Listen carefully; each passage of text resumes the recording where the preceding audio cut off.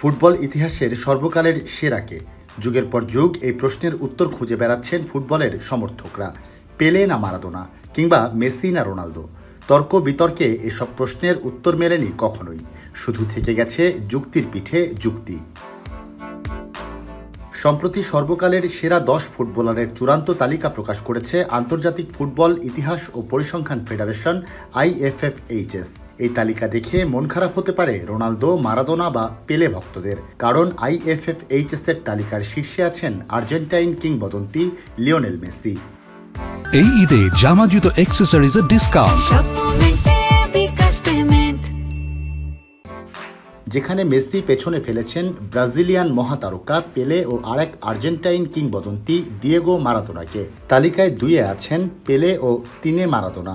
তবে মেসির দীর্ঘ সময়ের প্রতিদ্বন্দ্বী ক্রিস্তিয়ানো রোনালদো এই তালিকায় জায়গা পেয়েছেন 4 নম্বরে। পর্তুগিজ মহাতারকার পরই আছেন টোটাল ফুটবলের জনক ইয়োহান ক্রুইফ। ডাচ কিংবদন্তির পর জায়গা পেয়েছেন ব্রাজিলের রোনালদো নাজারিও। 7 নম্বরে আছেন ফ্রান্সের বিশ্বকাপজয়ী জিনেদিন জিদান। সেরা 10-এর বাকি 3 জন হলেন জার্মান কিংবদন্তি France Beckenbauer, Argentine Alfred Di Stefano এবং ব্রাজিলের রোনালদিনিও।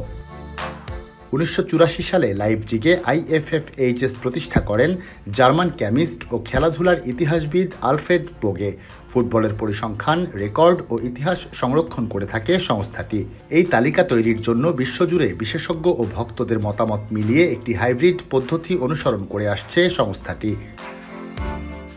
IFFHS বলছে, চূড়ান্ত তালিকা তৈরি হয়েছে 100 জন নিবন্ধিত অফলাইন বিশেষজ্ঞের 25% ভোট ও অনলাইনের 75% ভোটের ভিত্তিতে, যেখানে অংশ নিয়েছেন বিশ্বের ফুটবল ভক্ত ও গণমাধ্যম কর্মীরা।